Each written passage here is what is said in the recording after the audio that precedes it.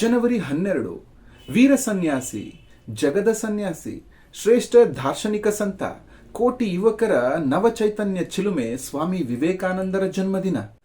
ಕಾವಿ ಉಟ್ಟ ಸನ್ಯಾಸಿ ದೇಶ ಪ್ರೇಮದ ಕ್ರಾಂತಿಯ ಕಹಳೆಯನ್ನೂದಿ ಏಳಿ ಎದ್ದೇಳಿ ಗುರಿ ಮುಟ್ಟುವ ತನಕ ನಿಲ್ಲದಿರಿ ಎಂದು ಕೋಟಿ ಯುವಕರಲ್ಲಿ ನವೋತ್ಸಾಹವನ್ನು ತುಂಬಿದ ವೀರ ಸನ್ಯಾಸಿ.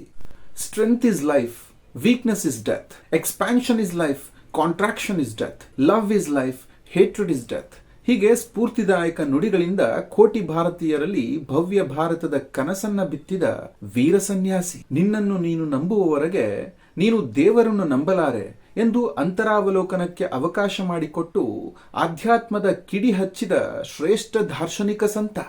ವಿಶ್ವ ವೇದಿಕೆಯಲ್ಲಿ ಕ್ರೈಸ್ತನೇ ದೊಡ್ಡವನು, ಕ್ರೈಸ್ತ ಧರ್ಮವೇ ಶ್ರೇಷ್ಠವಾದದ್ದು ಎಂದು ಬೊಬ್ಬೆ ಹೊಡೆದುಕೊಳ್ಳುವವರ ನಡುವೆ ತನ್ನ ಪ್ರಾರಂಭದ 2 ನುಡಿಗಳಲ್ಲಿ ಇಡೀ ವಿಶ್ವಕ್ಕೆ ಭಾರತೀಯ ಸನಾತನ ಧರ್ಮದ ಶ್ರೇಷ್ಠತೆಯನ್ನ ಸಾರಿದ ಭಾರತೀಯ ಸನ್ಯಾಸಿ. ಪಾಶ್ಚಿಮಾತ್ಯ ಶಿಕ್ಷಣದ ಜೊತೆಗೆ ವೈದಿಕ ಶಿಕ್ಷಣದ ಪ್ರಾಮುಖ್ಯತೆಯನ್ನು ಸಾರಿ ಮೂಲ ಶಿಕ್ಷಣಕ್ಕೆ ಒತ್ತು ನೀಡಿದ ಮಹಾನ್ ತತ್ವಜ್ಞಾನಿ.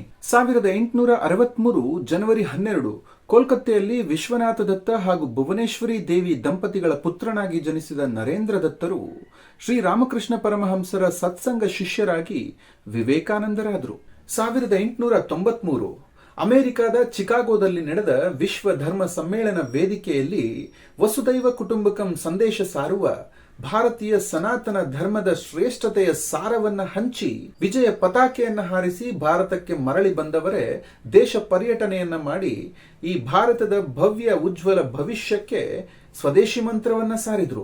ಭಾರತೀಯ ಸಮಾಜದಲ್ಲಿ ಇದ್ದಂತಹ ಸಾಮಾಜಿಕ ಪಿಡುಗುಗಳನ್ನ ಹೋಗಲಾಡಿಸಲು, ಸಾಮಾಜಿಕ ಸಮಸ್ಯೆಗಳಿಗೆ ಸೂಕ್ತ ಪರಿಹಾರವನ್ನ ಕಂಡುಕೊಳ್ಳಲು, ಜೊತೆಗೆ ಭಾರತೀಯರಿಗೆ ಆಧ್ಯಾತ್ಮಿಕ ಹಾಗೂ ದಾರ್ಶನಿಕ ಜ್ಞಾನವನ್ನ ನೀಡುವುದರ ಜೊತೆಗೆ ರಾಮಕೃಷ್ಣ ಪರಮಹಂಸರ ಸಂದೇಶಗಳನ್ನ ಸಾರಲು 1897ಕ್ಕೆ ಬೆಂಗಾಳದ ಬೇಲೂರಿನಲ್ಲಿ ರಾಮಕೃಷ್ಣ ಮಿಷನ್ ಅನ್ನ ಪ್ರಾರಂಭ ಮಾಡಿದ್ರು. 1902 ಜುಲೈ 4ಕ್ಕೆ ಅನಾರೋಗ್ಯ ಕಾರಣದಿಂದ ದೈವದಲ್ಲಿ ಲೀನವಾದ ಸ್ವಾಮಿ ವಿವೇಕಾನಂದರು ತಮ್ಮ ತತ್ವ ಆದರ್ಶಗಳನ್ನ ಭಾರತೀಯರಿಗೆ ಕೊಡುಗೆಯಾಗಿ ನೀಡಹೋಗಿದ್ದಾರೆ. ಕೋಟ್ಯಾಂತರ ಯುವಕರ ಸ್ಫೂರ್ತಿಯ ಚಿಲುಮೆ ವೀರ ಸನ್ಯಾಸಿಯ ಜನ್ಮದಿನವನ್ನ ರಾಷ್ಟ್ರೀಯ ಯುವ ದಿನವನ್ನಾಗಿ 1984ರಿಂದ ಆಚರಿಸಲಾಗ್ತಾ ಇದೆ.